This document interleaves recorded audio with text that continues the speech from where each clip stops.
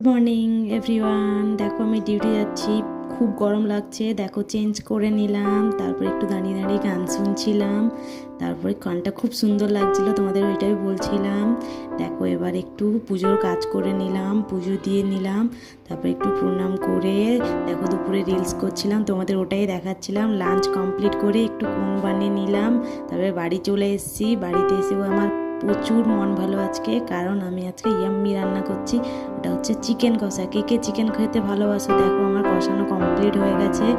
কে কে খাবে আমি সবাইকে ডাকছি, তোমরা চলে এসো। দেখো আমার ফাইনাল লুক মাংসের, তারপর প্লেন ভাত, তারপর হচ্ছে স্যালাড। খাওয়ার পর আর পটল ভাজা হয়েছিল, আমি বলতেই ভুলে গেছি। তারপরে এক গ্লাস মুখে নিয়ে আমার দারুণ লাগছে। দেখো তোমাদের দাদাভাই একটা দই নিয়ে এসেছিলো, মাংস খাওয়ার পর দই খেতে কার কার